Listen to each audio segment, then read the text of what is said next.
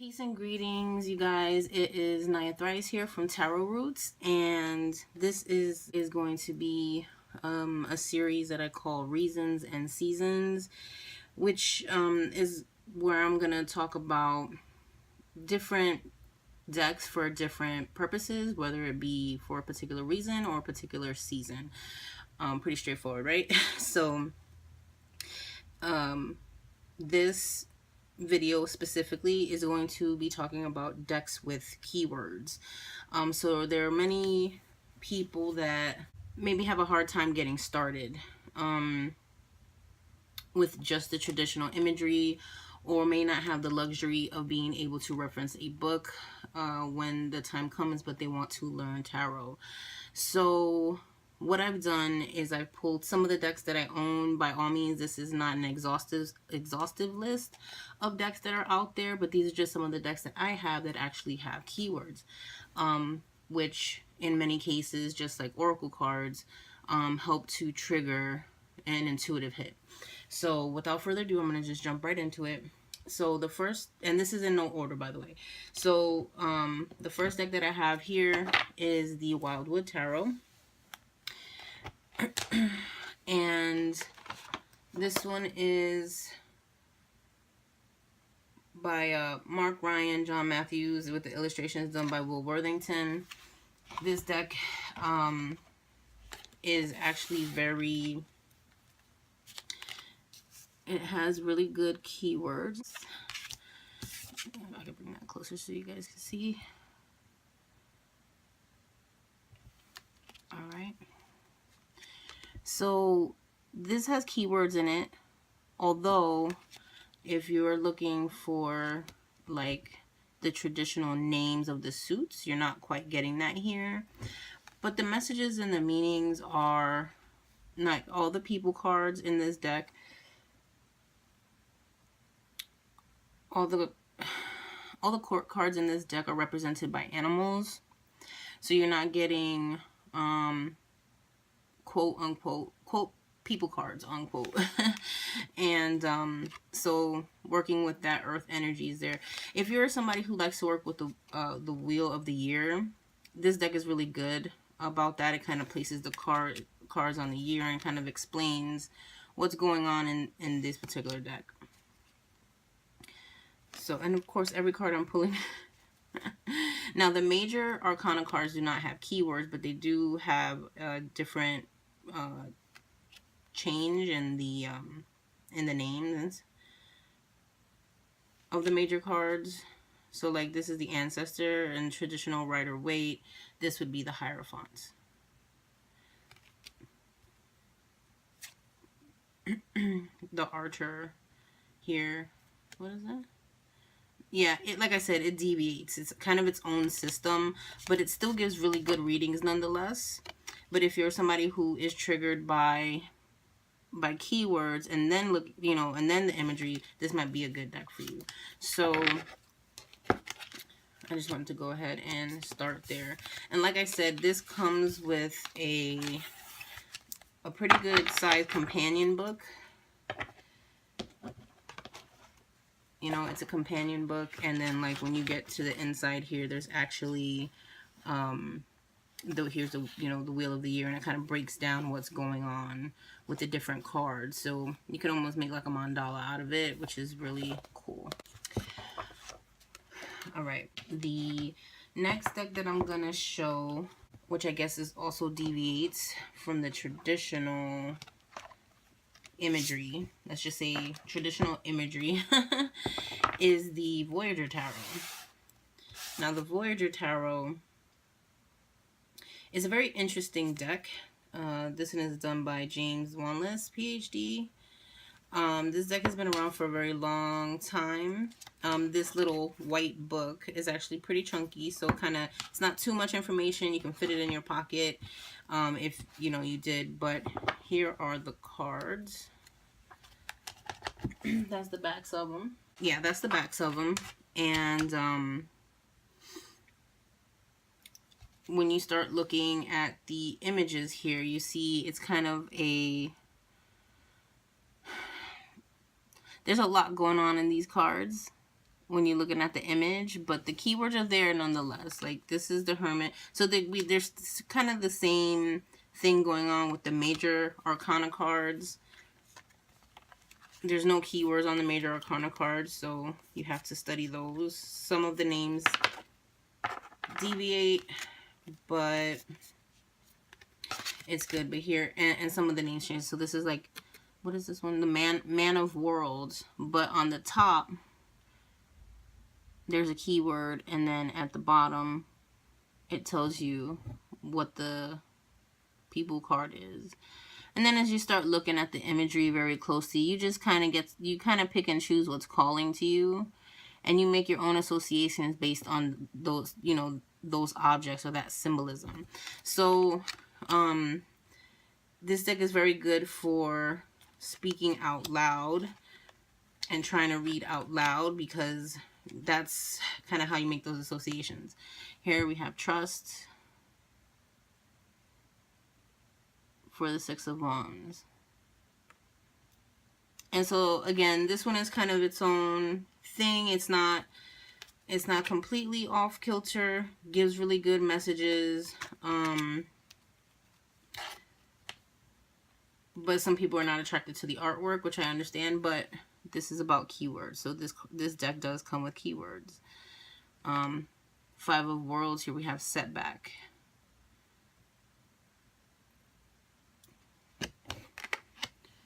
Six of Worlds is synergy. So just to kind of give you an idea of, you know, what this deck looks like. And actually, like I said, once you start reading with it, and you start utilizing the keyword in conjunction with the pieces in the image, like, you don't have to read the image as a whole picture. You could just pick and choose. So I find that to be, in a way, a little less daunting in some cases. And it really does help to trigger your intuition, because you're not trying to focus on everything. You have to hone in on one thing. And that's how you work it out, kind of piece by piece. So that's the Voyager Tarot. And I think it's a very underrated deck too. A lot of people raved about it, but like nowadays I feel like it's very underrated. Don't hear much about it. The next deck that I'm gonna show, so I guess I'm gonna keep going with the untraditional cards that have keywords on it. Here we have the Angel Tarot by Doreen Virtue. Okay, that's what that one looks like. The structure is there, so, and it has all the court cards and everything. So if you really need keywords, and even little phrases, this deck might work for you. All right, this is what the backs of them look like. They're kind of big though, so it's not like one you can throw in your pocketbook and just take with you. But as you can see, here we have the Dreamer, then it has like the Archangel that it's associated with, and then on the bottom, instead of being keywords, there's like little phrases that correlate to those keywords that you would use traditionally. A leap of faith, follow your dreams, unexpected opportunities. So yeah, you know, that's like what the Fool card is. So as you tell, the name deviates, it changes.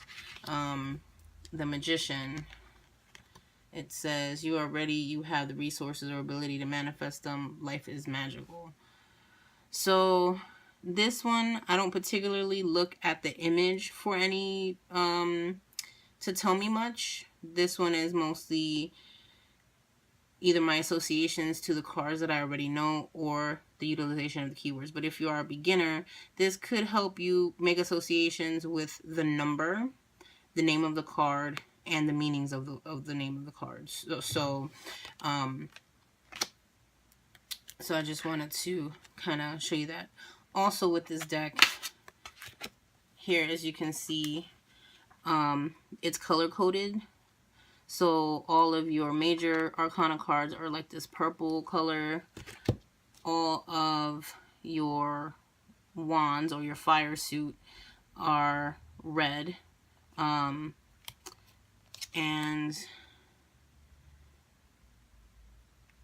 Yeah.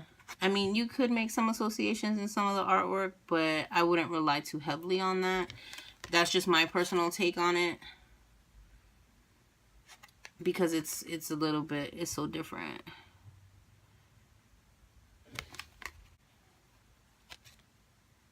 So just to get an idea of what some of them look like, so we're to water. So yeah, so this one is interesting to say the least. There's a, like I said, the imagery itself is not traditional for tarot, but the messages pretty much are. And here we have, like, for example, the court cards. Here's the Queen of Earth, and it gives some keywords about the Queen of Earth, and then there's a little blurb at the bottom. So that's kind of good for people who are trying to get acquainted with the court cards too, to kind of give you some keywords that go with the court cards. One thing that I did want to check in this deck that I haven't actually, just recently picked this one up, is the... Okay, so the Death card has been changed to Release instead of Death. The end of a phase or situation, spiritual transformation, time to move on. The message is there, though. It's a little bit, it's less intimidating for those who maybe are scared of the traditional or feel uneasy with the traditional image and or name. Here we have Balance for Temperance, which is essentially, yeah, a keyword for temperance. And then for the Devil card, we have it, they changed it to Ego, which I find kind of interesting, but yeah, that could work. But the phrase on the bottom, it all makes sense. It's a false sense of entrapment, being overly focused on material things, negative or fear-based thoughts. So so yeah, so that's the Angel Tarot by Doreen Virtue. I thought I'd put it out there because it does have keywords on it, even though traditional images are not necessarily there. But okay, so now when it comes down to it, the only school of thought when it comes to tarot that actually has keywords, or what they would consider titles for the cards, is the Thoth deck. So here we have the classic Thoth deck. Okay, all the majors are just listed as the majors. When you start getting into the minor arcana, the aces do not have keywords or titles, but the pips do. The rest of them, the 2s through the 10s. So we have Dominion, Virtue, Completion, Strife, Victory, Valor, Swiftness, Strength, Oppression. And then when you get to the court cards, there's no keywords for the court cards. It's just a list of the court cards. So Princess of Wands, Prince of Wands, Queen of Wands, Knight of Wands. And that's how it continues out throughout the rest of the deck. So this one, it has keywords or titles, but not for every single card. So I just wanted to put that out there because that is an option. And also the images on the Thoth deck are more pippish in this, in the sense that there's no scenes happening on them. But I feel like these images evoke a mood. They evoke their own energy, and how you respond to that energy is really kind of how the reading will go. Okay, so that's the Thoth deck. Now the other 2 decks that I have are Thoth inspired decks. So here we have the Vision Quest Tarot. Oh, I just dropped a whole bunch of stuff. The Vision Quest Tarot, okay. This one is by Guyan, Sylvie Winter, and Joe Doze. If I'm butchering you guys' name, I apologize. So the Vision Quest Tarot is a Native American theme deck, but it is Thoth based. So the major arcana cards, the names of them have been changed from the traditional meaning Thoth or Rider-Waite or Marseille, like, you know, traditional. So some of them are the same, like the Lovers, but most of them are different. Balance is Temperate. No, see, they changed it up. So that's the major cards, the major arcana cards, okay? Then when you get to the minor arcana cards, again, for the court cards, there's no keyword. It just lists what it is.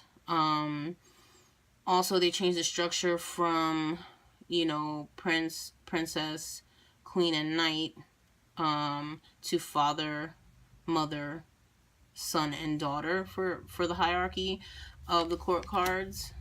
Okay. Aces don't have keywords, but the rest of the minor arcana do, just like the Thoth.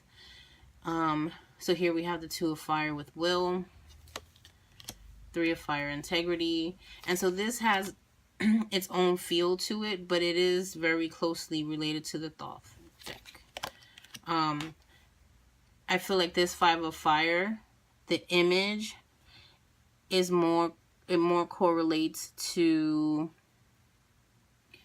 the Rider-Waite Smith Five of Wands based on the image. But so, you know, this deck is but it is mostly Thoth inspired structurally wise.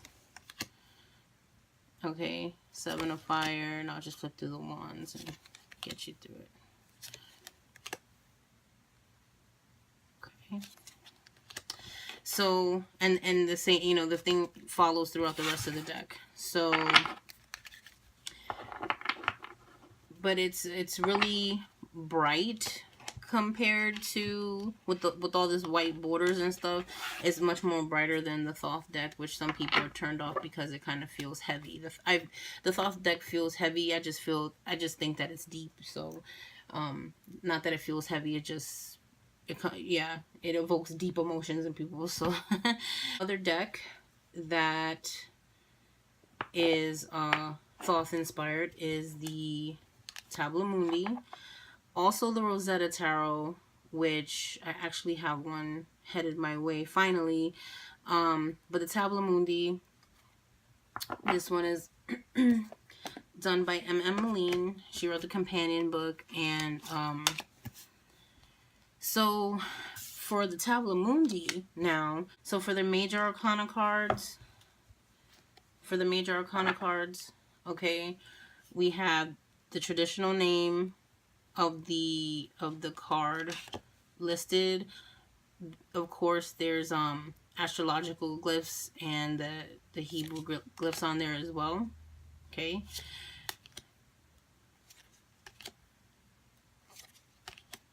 And so it goes like that throughout the whole rest of it, right? There's no keywords on the major arcana cards because they're supposed to be studied.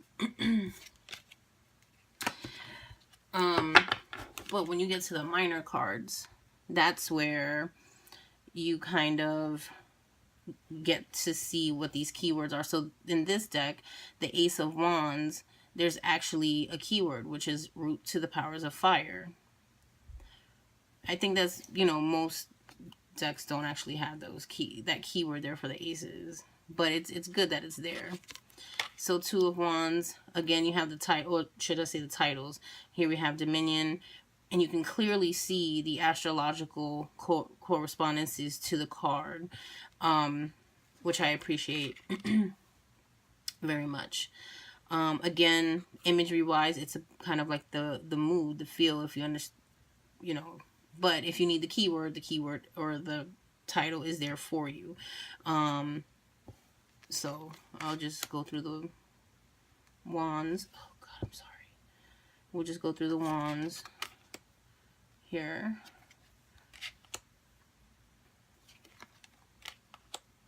Valor, swiftness. These cards are so beautiful. Strength, oppression. Now, here we have the court cards. Now, the court cards don't have keywords per se, but it talks about their energy.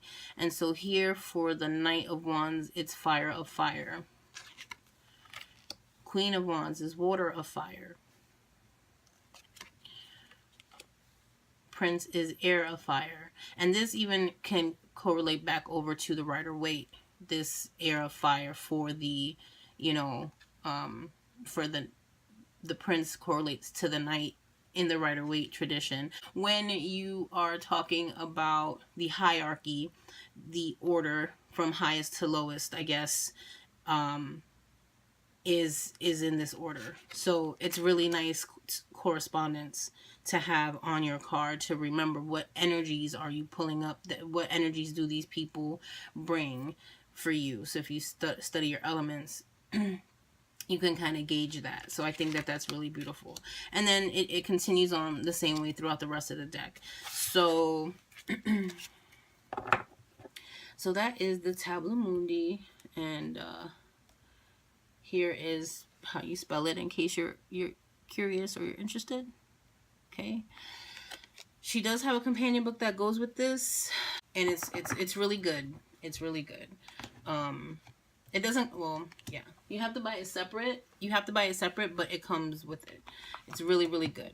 And then there's one more that I completely almost forgot about. It is called the Quest Tarot.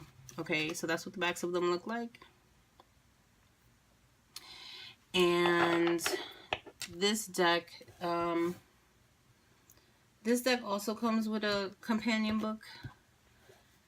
This is the Compass to the Guide of the Quest Tarot. It's ginormous. It's really chunky. It has a lot of good information and some good exercises in it as well. It talks about runes. It talks about the I Ching. It talks about the Hebrew letters. You know, it kind of goes into all the symbolism that's in there, even like the energies of the astrology. So, okay, so like I said, that's the backs of them. Here are some of the fronts of them. So as you can see here, there's just a lot happening. Now the images are, this is a little bit of a mashup deck. I guess I would consider it kind of a mashup, because there's just a lot of symbols that you can pull from. So whatever you're comfortable with, maybe if you're comfortable with runes, you're going to have rune associations. If you're comfortable with astrology, there's astrological correspondences. There's also the title on the bottom. So this one is the Tower, which is a major arcana card. This actually has a keyword for the major arcana card, which I find interesting because most of them don't. Here is the Tower, demolition.